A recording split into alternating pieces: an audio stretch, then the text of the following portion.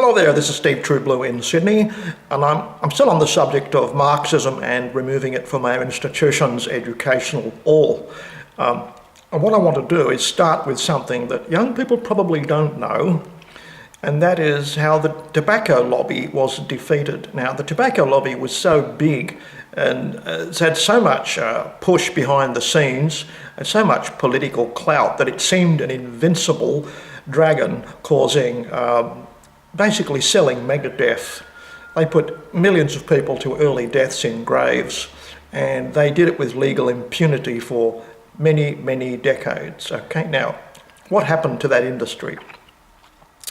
Well, I can remember being born in the 1950s, and I can remember all of my life I've heard the tobacco industry was playing legal chicanery with the true definitions of proof and evidence, because they used to say, oh, there's really no evidence that smoking causes cancer because, you know, there's some people smoke all of their lives and never get cancer. So, yeah, you've got no legal proof at all. And they traded on selling mega-death, weighing down our healthcare systems with massive cost burdens. Anyway, and that went on for so many decades, and then finally something happened. 1993, a discovery was made that there was a gene identified as the P53 gene, which was knocked out by one of the ingredients of cigarette smoke. And then out of that came a very simple explanation. People who could smoke all of their lives and never get cancer had 2 copies of this P53 gene.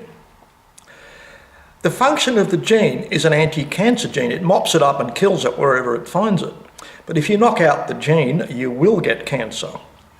And the people who smoked and did get cancer, they only had a single copy which could ultimately be knocked out by the constituent in the cigarette smoke. So in 1993, they finally had a full explanation of why some people got cancer and some people didn't smoking cigarettes. This was basically the final nail in the coffin of the tobacco industry. It was beaten fair and square in law courts, and legislations followed quickly, putting wrappers on cigarettes, frightening people with disgusting human diseased body parts caused by smoking, that sort of thing, emphasising the death rate and the known cancer that was coming out of the habit of cigarette smoking. And as a result, basically big tobacco was chased out of the Western world, and now they're purveying their evil in the third world, who is less educated, more easily duped, more easily bribed by big money to the politicians in third world countries, you see. Now, one of the things they did was, one of their last desperate stands was to try and recruit young people and get them addicted very early. It was noticed very early on that since the 1993 thing, where it was known to cause cancer, they specifically started targeting children, you see. Now, can I make the analogous leap to that's what gender fluidity is? It's targeting and recruiting children for the suicide cult of transgender surgery, which is basically, all I can say is a suicide cult. It's got a 2,000% elevated suicide outcome, and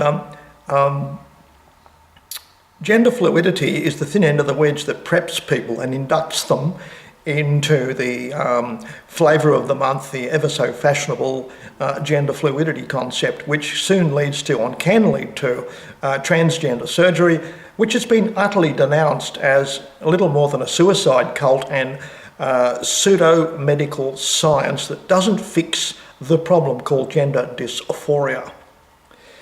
As far as I can tell, by analogy, I will say that the recent certification by Johns Hopkins University that transgender surgery was just medical pseudoscience which didn't cure the underlying mental condition, to me, that's as powerful as the 1993 discovery that cigarette smoke worked on a P53 gene. I think for that reason, we can nail the gender fluidity course, which starts seemingly when you're 5 years old at school. That is indoctrination into a suicide cult.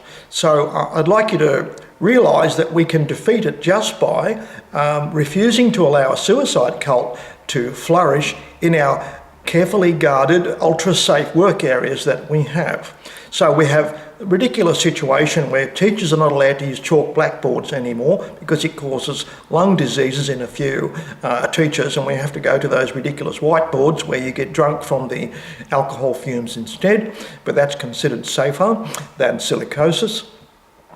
And we have safety PowerPoints and exit signs over the doors for fires and all that. And we have fire alarm drills and everything for safety. We have non-slip floors. We have computer chairs that have got to have a minimum of 5 wheels so they don't tip over. All about safety, right?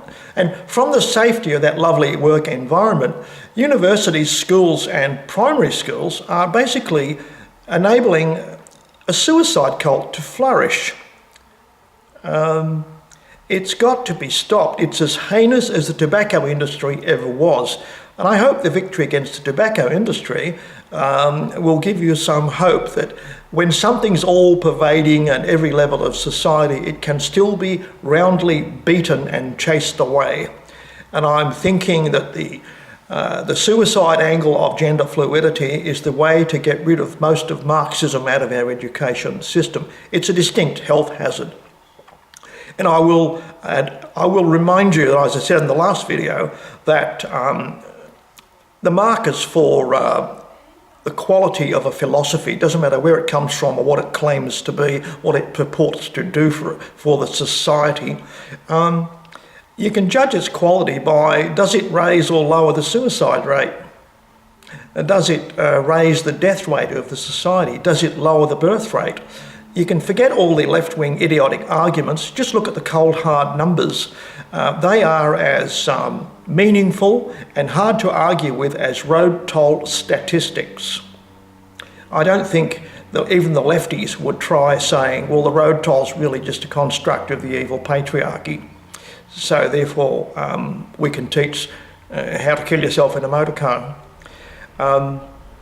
I'm expecting that from social justice warriors. But really, cold hard suicide statistics and a plunging birth rate are stuff that are indicators of evil being propagated from our ultra-safe work areas. And I'm saying industrial laws and industrial regulations about safe environments can be harnessed to legally stop gender fluidity and the transsexual suicide cult from being taught in all of our educational institutions. So I hope I've given you a lot to think about, people. Over and out from Steve in Sydney.